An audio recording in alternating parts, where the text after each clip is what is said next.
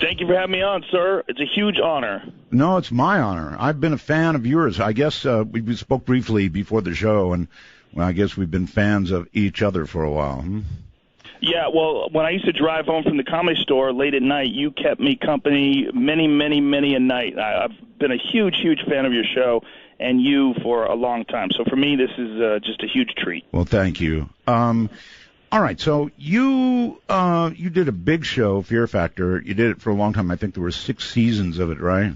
Yeah. And now you're doing a podcast. I was on national radio everywhere. Now I'm doing a podcast. Pretty cool. Well, it's a beautiful time for broadcasting in that sense that anybody can put something out online. You don't have to have a network. You don't have to have anything other than an internet connection and some place that's willing to host it. I mean, it's really incredible times. And because of it, I think we're getting like really diverse shows. You're getting all these different people that, like myself, that probably would have never done an actual radio show, who are enjoying the freedom that the internet provides. I agree, Joe. Where do you think this means broadcasting is going? I mean, there's these giant radio networks, even television.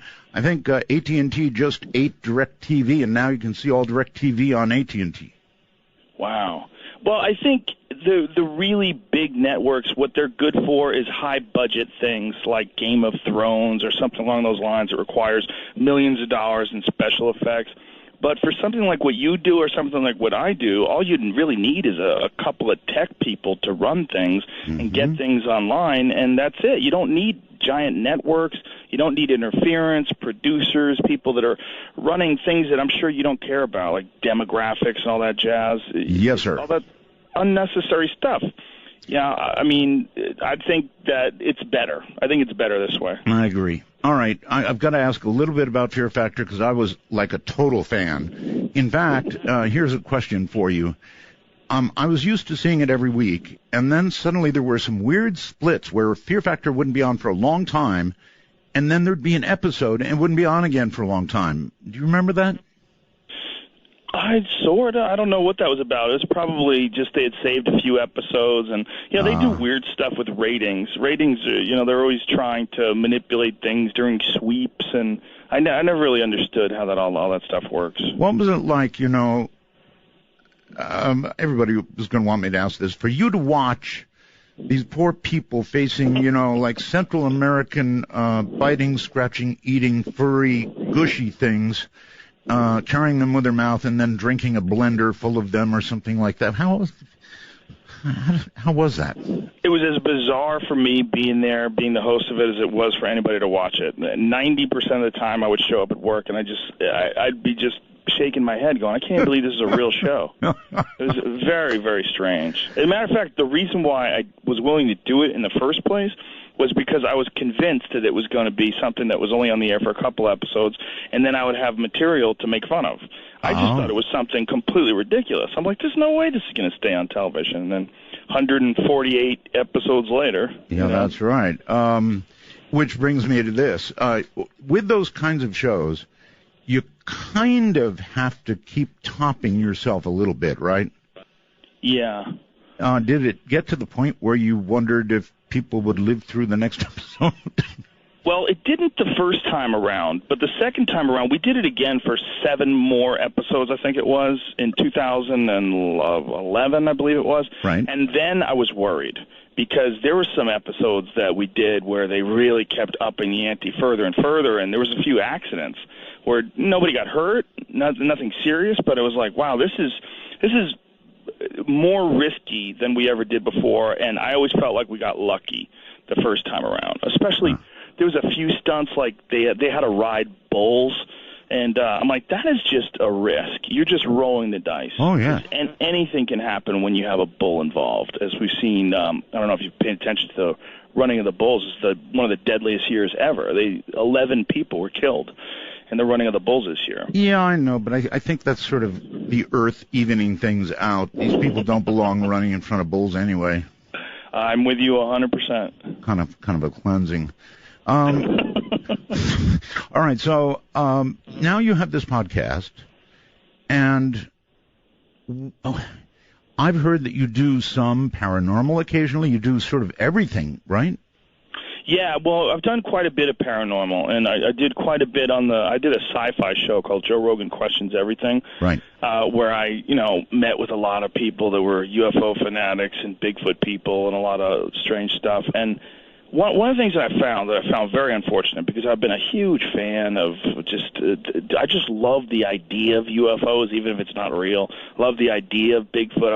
I love the possibility of uncovering some massive mystery like that, of human beings uncovering something like that. Yeah, of course. But what I found doing the show that I didn't like was that there was a lot of what I was dealing with more than actual facts was psychology.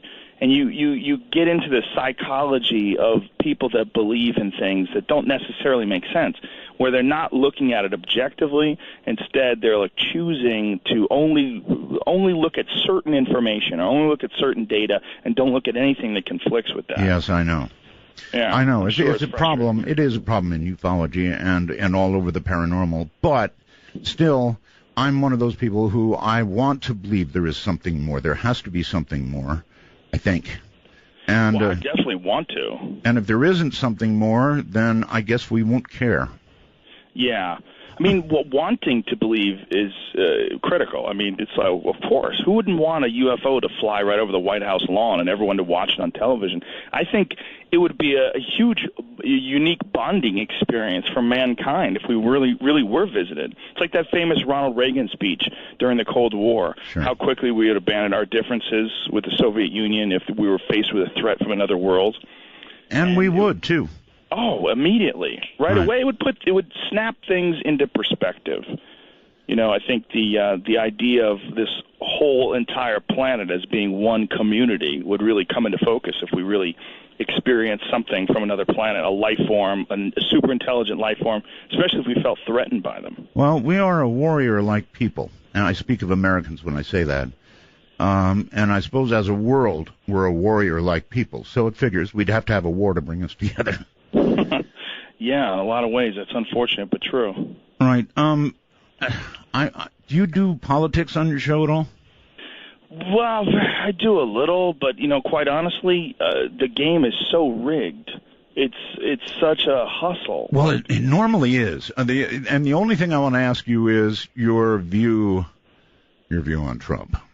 Well, I like people that stir things up. I loved Ross Perot back when he was running for president, because there was a guy that had a ton of money and really didn't need the establishment anymore. And I think there's, in some ways, you get that with Trump, and you get a guy who's going to be brutally honest about things, but you also get a guy talking about Mexicans and a lot of crazy stuff that people like. Well, he's in many ways like a lot of really wealthy, successful people. He's a buffoon because he's this guy with this tremendous ego because he's accomplished so much. And one of the ways he's accomplished it is by having this sort of bulldog determination and plow through no matter what. And that leads him to think that he can be the king of the world. And that's where he's at right now, pushing forward and trying to become president. And he's ahead in all the polls by a large margin. Right, like over double, I think. The next guy. So it's early. It's an early game, and we all know that sometimes it's not. It's like running a marathon. You see a guy sprint right out the gate, running full blast. So sure. Well, how long can that guy keep that up? Most of the time, they can't. That's right. All right, let's switch completely subjects because I'm really interested in this one. Okay. You apparently have had experiences. Did you know Terrence McKenna? I didn't know Terrence, but I do know his brother Dennis. I've had his brother Dennis on my show a few times, but I was hugely influenced by Terrence's appearances on your show, in fact. Right. There's some MP3s floating around of him live from Hawaii, from the Big Island, on a broadband spectrum radio signal. That's right. Fascinating podcast radio show from back in the day. And I've listened to it many times. What an amazing man he was. And I, too, have, of course, I interviewed Terrence, and then I'm going to interview Dennis again. I've done it before. So I guess the big question is your experience, if any, with D.M.T. I've had quite a few. And, in fact, I have a D.M.T. tattoo on my left arm, because of one of them that I had was so profound that I just felt the need to mark it on my body because it was such an insane experience.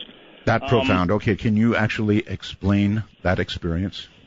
It's very difficult to explain because it's one the idea of DMT when you hear about it from someone who's never experienced it, or rather when you try to explain it to someone who's never experienced it, it sounds like you're seeing some things that aren't there. Oh, well, you're into hallucinating, you're into escape from reality. When you get into the reality of what the drug is, it's a human neurotransmitter that exists in your own body. Your lungs make it, your liver makes it, your brain makes it, the pineal gland creates it, and it's the most intense psychedelic drug known to man. And what's even more bizarre, and I'm sure you know this, but maybe some people listening don't, it's in thousands of different plants. It's all over the world. It's in almost every ecosystem ever observed. And they don't know why. It's a very bizarre and mysterious psychedelic drug that is also a massive part of the world that we live in. And when you take it, you experience something that knows everything, or at least appears to. They communicate with you in some sort of strange language. There's a lot of repeated themes. There's telepathic communication. There's some sort of way of expressing to you truth in some undeniable form, but with love and beauty and in impossible geometric patterns that are just fractal and floating through the air all around you. It feels like what it feels like is you in the presence of a higher power. It feels like what I would imagine it would be to make contact with some sort of a divine entity. And I think that when you look at all these different UFO abduction experiences that people have had that take place in the middle of the night, where you're in heavy REM sleep, where many people believe the endogenous dumps of DMT are going on through the brain. Many people believe that it's responsible for dreaming. And I say believe because there's a lot of good work being done right now on this by Dr. Rick Strassman, his Cottonwood Research Foundation, and you can learn a lot more about the technical aspects of it from guys like him and from Dennis McKenna. But what it feels like when you're there is like you're communicating with God. And that's really what it feels like. All right. For a lot of the audience that doesn't know, there are other hallucinogens, of course. For example, LSD, which was a very different and long experience, and mushrooms and so forth. But DMT is kind of in a different class, isn't it? It's rather short in duration? Yeah, very, very short. When you're smoking it, which is the way most people get it, it lasts about 15 minutes. And it's one of the reasons they call it the businessman's high. But it's really odd that they call it that because it's the last thing you'd want to do after you do it is do any kind of business. Right. But it's extremely transient. Your body gets rid of it and brings you back to baseline inside of 15, 20 minutes. Any danger?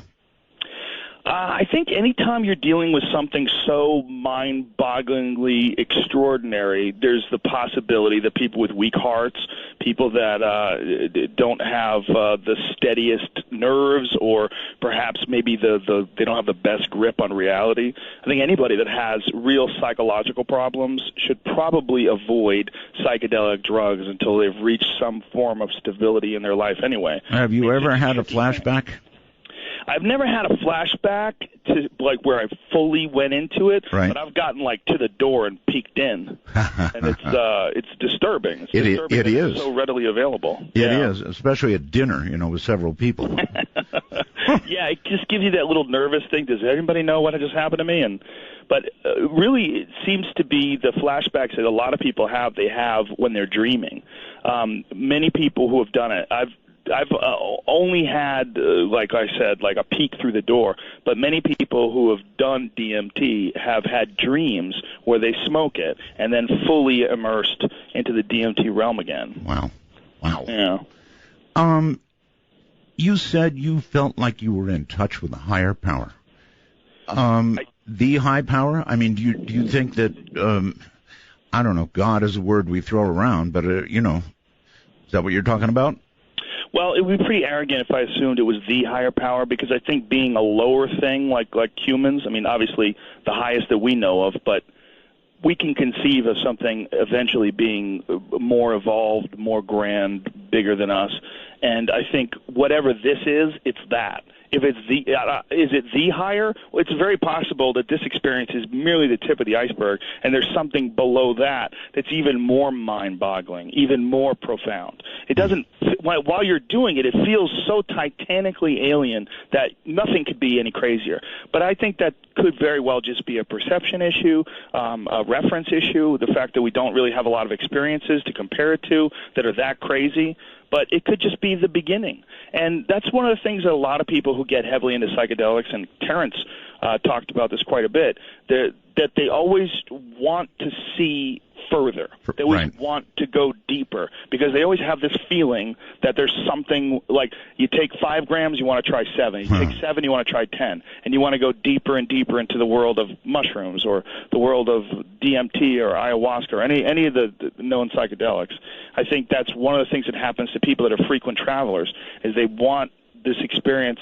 They feel like maybe there's more to it, that even as crazy and as bizarre and alien and strange and awe-inspiring as it is, it may just be the beginning of this infinite spectrum of possibility. Would you say that your experience with DMT has changed your day-to-day life in any way? Yeah, I think it's changed me. I think what we are is how we've interpreted all of our experiences, how we've interpreted our interactions with people, our time on this planet. When something comes along that just throws a monkey wrench into the gears and shows you something that not only did you never imagine, but feels like you could never have possibly imagined without this experience, that now your point of reference has changed dramatically. Now, instead of having this small spectrum of possibilities, you have this possibility that's so far out to the left or to the right that you can't see the end of it. And you never thought that was possible until you have that experience. And I think that profoundly changes you as a person, because we are really just an accumulation of our experiences, our interpretations of those experiences, and what we've, how we've learned from them and how we apply them to our lives. And the times that I've done DMT, I've always walked out of it feeling like there at least has the potential from this for me to be a better person. Mm-hmm. You said that you heard different languages from, I guess, entities or whatever. Did you actually see something, and could you detect that it was a human language or non-human? Well, the language seems to be, you seem to hear it telepathically more than anything. And there's a lot of, repeating themes. Like you hear, there's a lot of people say, you hear, look at this. I've heard that. I've heard it. And I've heard a lot of other people say the same thing. They show you different insane things. I remember one time I did it, I was literally crying because they kept saying, look at this, and they would show me something insanely beautiful. And then it was I have little kids. I have a 5-year-old and a 7-year-old. And one of the things that my 5-year-old says, she'll say things that they're really cute and adorable, like, I love you 1,500,000, 1,500,000, billion, zillion, infinity times a million times. Numbers that aren't real. Well, that happened in my DMT experience. One of the first ones I ever did. They would sing a little song like, I love you 600,000,500,000, 500 million times. And then it would go, look at this. And then every time I go, look at this, it would show you something infinitely more beautiful than what you just saw. And then it would keep going on and on and on until tears were rolling down my face. I think a lot of that, it's a sound. I mean, you're understanding what they're saying, you're understanding words, but I'm not exactly sure you're hearing it more than you're hearing it in your mind. And it's one of the reasons why I connect it to the UFO abduction experience, because one of the things that you hear from these people that have had these classic UFO abduction scenarios is telepathic communication, where there's words in their mind, and they're not exactly sure if they're hearing them or if they're being transmitted somehow directly to their consciousness. And it kind of feels like that when you're doing DMT. Wow. Is there any advice that you would give as a big listening audience out there, and they're listening going, DMT, is this something I want to try? Only you can answer that. I really think that that's a personal thing. And I've told people they should do it before, but it's probably irresponsible of me. Really, I think everybody's got their own psychological makeup, and everybody's got their own path in this life. And if it's something that you're compelled to try, there's a lot of people that believe, and I've heard this from many people that have done it, that DMT finds you. You don't find DMT. You might go looking for it, but really it finds you and decides whether or not you should do it. doesn't necessarily make sense to me, and it sounds like an adorable thing to say. It sounds cute, but profound in some sort of strange way. Is it really separate from ayahuasca from anything else? Is DMT unto itself one thing? That's a good question that someone else should probably answer. Dennis would probably be better at that because I've never done ayahuasca. I've only done the condensed version of it. The difference for folks at home that are listening that don't know, ayahuasca is like a slow-release DMT, and it was created by the indigenous Amazon people because they don't have chemistry labs. They can't synthesize DMT. They can't extract it from these plants the way the way they do it in labs. So what they do is they use the root of one plant and the leaves of another plant. So one plant contains the DMT, and the other contains an MAO inhibitor, a natural MAO inhibitor. And MAO is monoamine oxidase. And what that is something that your gut produces that breaks down DMT when you eat it. That's why if you eat like Phalaris grass or something that's rich in DMT, you don't get high from it. The reason being this monoamine oxidase breaks it down inside your body. Well, these ingenious people thousands of years ago figured out how to combine these two plants in this really complicated process where they brew it up, and what they did is they created a slow-release DMT trip. And it's not from the people, and again, I haven't had this experience, so I'm just relaying from people that have. It's not as intense, it's the DMT flash that you get when you smoke it. You rarely reach that state, but you have this profound, long-term experience that instead of taking 15 minutes, takes several hours. Wow. All right, let's move on to the totality of how do you feel about we're legalizing marijuana now. Here in my state, Nevada, we've got medical marijuana at last. Other states are completely legalizing it. Where is it going in America eventually with drugs? I mean, our jails are full of people for drug violations of one sort or another. What do you think? Well, locking people up for experimenting with their consciousness is criminal. I really think that. And it's very contradictory when you look at all the drugs that are legal. Really intense, powerful drugs that are easy to get. Anybody who knows, if you ever had a back injury, you can get OxyContin or all sorts of different painkillers like that. It's not hard to get. All you have to do is have a legit reason to have them. I had this guy, Chris Bell, on my podcast who made the documentary Bigger, Stronger, Faster. Right. It was a steroid documentary, and he injured himself.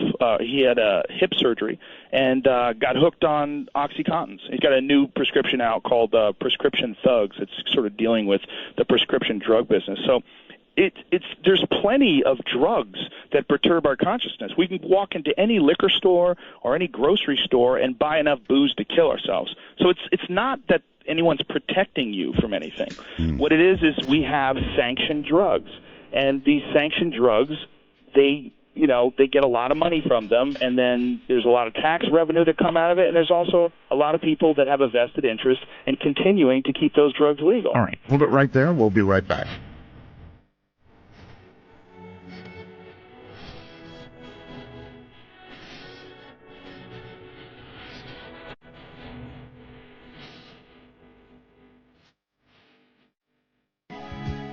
French dressing? French dressing. Ranch dressing. Oh, ranch dressing. Yeah, ranch dressing. There's something there. Yeah, that's my friend Joey Diaz has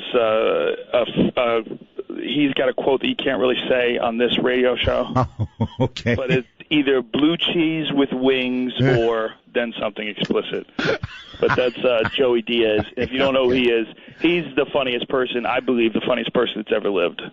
When you do a podcast show, do you need somebody to bounce off of? I mean, do you do it absolutely by yourself, or do you have somebody? No, I almost never do it by myself. I've done a few in the early days by myself, but I either do them with just a bunch of different guests, or I do it with my occasional co-host, Brian Redband. I did one of them today with him, who's a longtime friend of mine, and we do one every week or so. We just go over crazy stories in the internet. Yeah, you really need somebody. If you're going to do comedy, you really need somebody there, don't you? Yeah, but they're not always comedy. See, my podcast is very confusing. Like, so it's in the comedy section, but sometimes I'm talking to professors Tomorrow I'm talking to Jeff Nowitzki, who is the guy who busted Lance Armstrong. Wow. And we're gonna talk all about the different performance-enhancing drugs they use on the Tour de France and how they avoid getting caught and what's going on right now in professional sports where they test and how they get around these things. He's a guy that was hired by the UFC recently to clean up the sport. The UFC has quite an image issue when it comes to performance-enhancing drugs. Mixed martial arts in general does. There's just so much on the line for these guys that a lot of them are willing to take chances with illegal substances. And we're going to discuss that tomorrow. So is UFC real? Oh, it's 100% real. Yeah, 100% real, huh? 100%. Whereas regular wrestling.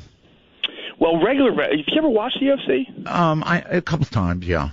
Well, you're up in Pahrump, right? You're right. up in. If you ever want to come down, there's a big event that's going on September 4th. I would love to have you come down and introduce you to the world of the UFC.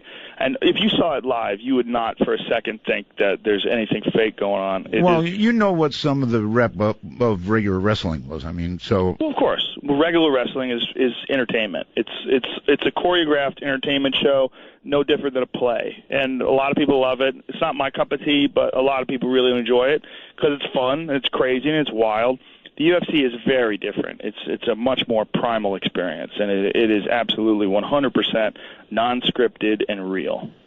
So, kind of like Fear Factor. in some ways, Fear Factor was scripted in the sense of we knew what the stunts would be, but as far as the reactions, yes, exactly. All right. All right, staying or extending from DMT, I understand that you have been, this really interests me, Joe, you experiment with sensory deprivation chambers. True? Yes, I have one in my house. I have one in my basement, and I have been a big fan of them. I first got one in 2002. I got my first one, and I had heard about them years before originally from that Altered States movie. Right. That was where I was first introduced to him, and then I got into John Lilly's books. I read some of his stuff on them, and then I realized that Altered States movie was actually based, a lot of it was based on him. The crazy. If you don't know who Lilly is, John Lilly was the guy who invented the sensory deprivation tank, and he was a pioneer in interspecies communication. He would do all these experiments on dolphins and trying to communicate with dolphins. And one of the things he used to do is he used to take LSD and set up a sensory deprivation tank near dolphins and try to communicate with them. Wow. Yeah, he was out there. All right, so describe to me the sensory tank experience. Is it warm water? Is it cool? Yes. Yes, okay. Yes, the water is the same temperature as the surface of your skin, which is about 93.5 degrees.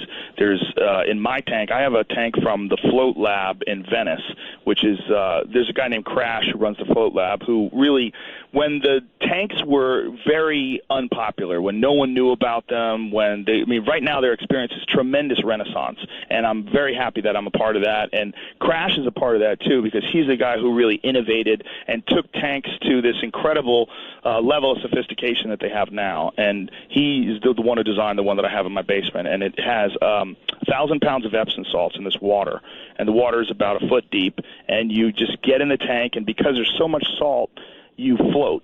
And because the water is the same temperature as your skin, once you sit in it for a minute and you relax and stop moving, you can't really differentiate between where the water is and where the air is. It all feels like one thing. It feels like you're flying. And you have this weird experience, this weird sensation of flying through space. Have you not done it? No, I haven't done it. Ever since Altered States, I've wanted to try it.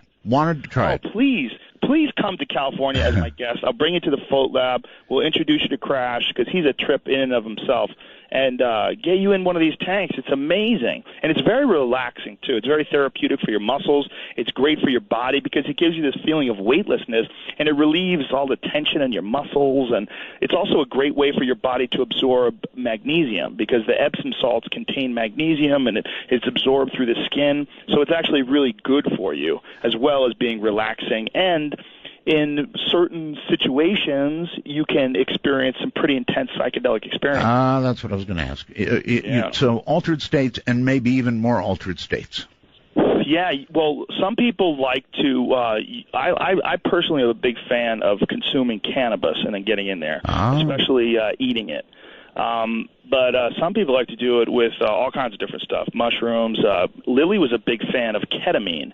He used to take ketamine and then climb into the tank. That's another hard hit, boy. Ketamine. Yeah, that's a little beyond my reach.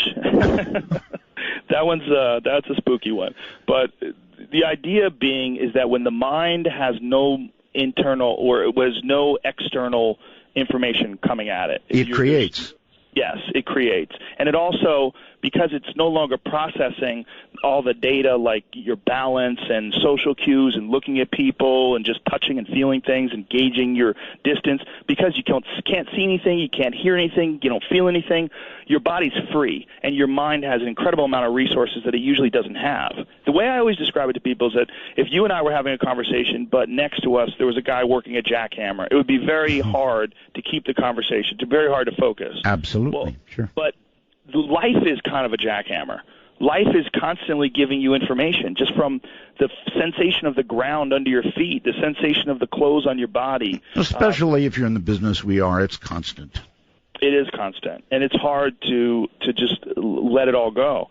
And for me personally, the way my body and mind work, I find the tank to be almost irreplaceable. It's one of the most important things that I've ever experienced as far as like just being able to unwind and think about stuff and have a perspective. And I've come to so many conclusions while I've been in there, made so many decisions that I might not have made while I was in there, and it just sort of guides me in a weird way. So good decisions. Oh, yeah. I don't think I've ever made a bad decision in the tank. As weird as that sounds. I've made a lot of them in the shower. So, yeah, me too, like singing. All right. A couple of calls. Skype, you're on with Joe Rogan. Hi. Hi, how are you? Just fine. Go ahead. I wanted to say, I don't know if Joe remembers me. I was actually a contestant on Fear Factor. Whoa. I believe it was season 2. What season were you on? Do you know? Season 2. Season 2. Do you remember what you had to do? Of course you probably do. Oh, yeah. I had to, I believe it was an elk's penis. Oh, okay. So we were in the park? Were you, yeah, that was Griffith Park. Is that what it was? Yeah, exactly. Yeah, okay. What's your name, man? Oh, my name's Dwight. Okay, Dwight. What's going on, dude? Oh, not a lot, man. I catch you all the time when you're on UFC, and I especially loved when you were on Chappelle's show and you did the parody of Fear Factor. Okay, we'll pull that off. That's too bad. That's all right. I took care of it. I have a button for that. Kansas. I couldn't remember his name. I was like, that's strange. My memory's not that good, but yeah. Kansas City, you're on with Joe. Hi. Hello. Oh, hey, is that me? Yes, you. Oh, hey, I just wanted to ask Joe, I know this is not a sports show, but he was so excited when Rousey won. What was that like to be there when that happened? Oh, when Ronda Rousey won in Brazil a couple weeks ago, it was incredible. I felt like it was a historical event as much as it was a fight. And, you know, a lot of people say, well, you know, it was a mismatch and the girl wasn't as good as she was. And I think that's all very fair and true. But I think that what she represents right now is something wholly unique, this incredibly dominant female combat sports athlete. And I just think what she's been able to accomplish in just a short amount of time as far as raising the public's perception, I felt like I was there for history. I think there's guys that tell their kids, hey, I was there when Muhammad Ali beat Sonny Liston. And it kind of felt like that to me, like that kind of thing. Like you were there when something historical happened.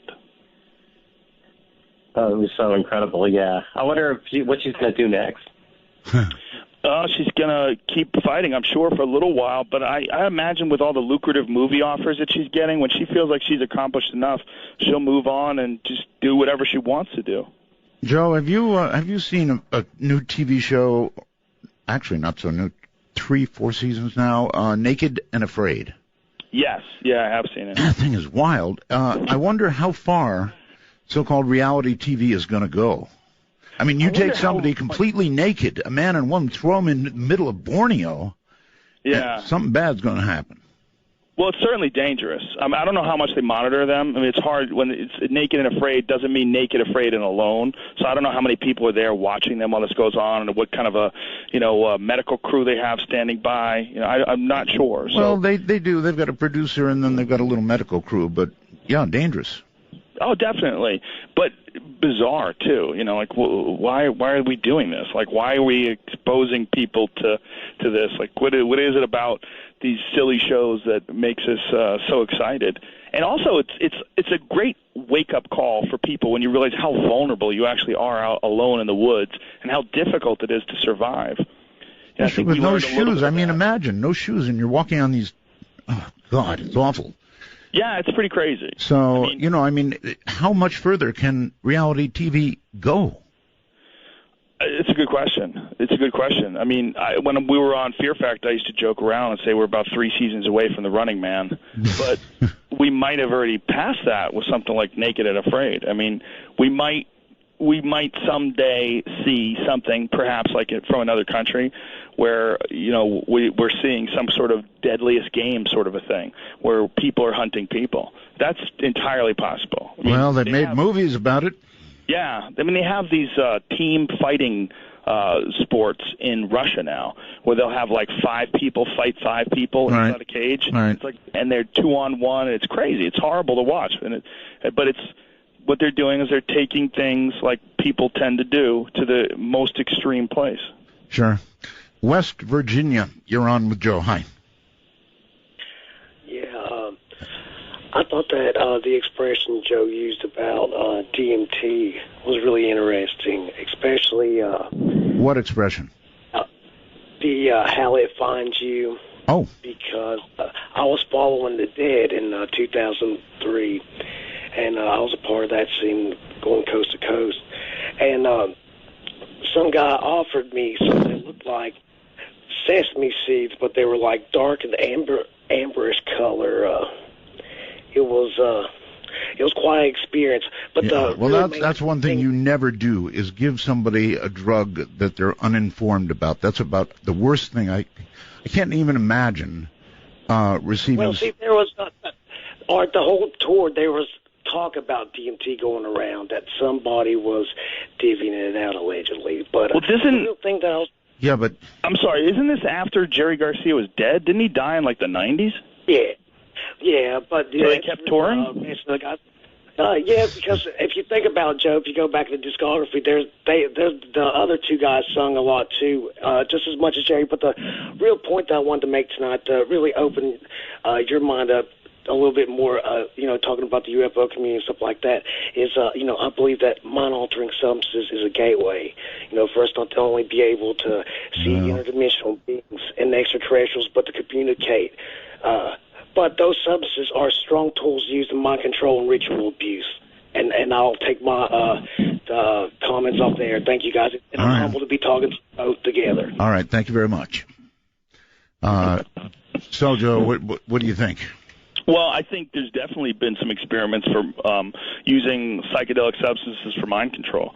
That's a fact. There's a great documentary called The Net that is actually about the Unabomber, Ted Kaczynski, and Ted Kaczynski being a part of the Harvard LSD studies. And there was a lot of studies that were done by the military that are well documented, where they were experimenting with LSD on soldiers to try to see what the effects were, and how they could use them to manipulate people's minds and frame and get them to do things that they wanted them to do. The whole idea about Manchurian candidates, those things, those are all real experiments for sure. They definitely have tried to do that before. Okay, real quickly. Whether or not they've been successful. Right. Don, real quickly, you're on with Joe. Hi. Hey, how's it going? Nice to see you back, Art. Thank you. Glad to be here. Joe, I have a UFC question for you. If you could answer that. Sure. The guy asked earlier about Ronda Rousey, and it got me wondering. You said it was really special being there, seeing her do that. Out of all the other fighters, fights you've seen, which ones felt the most supernatural? Like you were seeing something special, other than her. What are the top guys that just you felt like you were seeing something epic?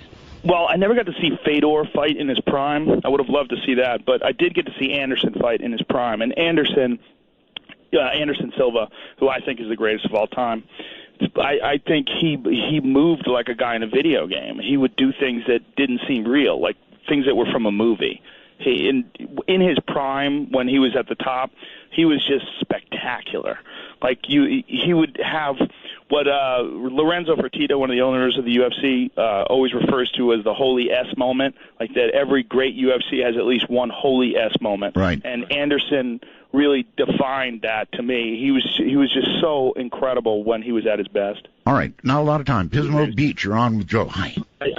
Oh my God, am I on the air? You are. With my two heroes, I can't believe it. Okay, I have two questions for you. One of them is serious and one of them is silly. The silly one is, what kind of motorcycles do you guys ride? The real question that I'm calling about, and I understand, Joe, if you don't want to talk about it, but I'm still going to ask. Excuse me. News radio was like genius. It was the best thing that ever happened to TV, and I still love it. And when Phil died, my question is, was there any animosity on the set towards Andy Dick? I just said Dick on the radio. It's his name. Yeah. But was there any of that? Because I know the rumors. I'm sure you do better than any of us do. That's my question. You mean the rumors that he got Phil's wife the drugs, and that's what led her to... I don't blame anybody for that other than his wife. And even his own wife was on a cocktail of SSRIs and cocaine, and she was probably psychotic at the time. It was a terrible, terrible event. To your first question, I don't ride motorcycles, so... I don't either. I used to. I learned about gravel and motorcycles. That cured me. I came close. I took the motorcycle safety courses. I was thinking about buying one, and then two of my friends who had bikes, one got hit by a car and one fell on his bike and hurt themselves real bad. And I was like, yeah, I think I'm going to sit this one out. Yeah, I don't blame you a bit. So what does the future hold for you? More what I'm doing. I really enjoy doing the podcast, and I really enjoy doing stand-up comedy, and I really enjoy working for the UFC. I'm very fortunate that I have these things that I enjoy very much as far as, like, my career. I've just been real lucky to be able to do a lot of fun stuff, and it's led me to be able to talk to you, which is one of the highlights. That's exactly how I feel about what we do. It's fun. I love it. Joe Rogan, man, thank you. And you know what? Sir. I may take you up. Honor. I may take you up on that offer about the tank. Please do. The tank and the UFC. Anytime you want. It's an open invitation. You got it. Bye-bye.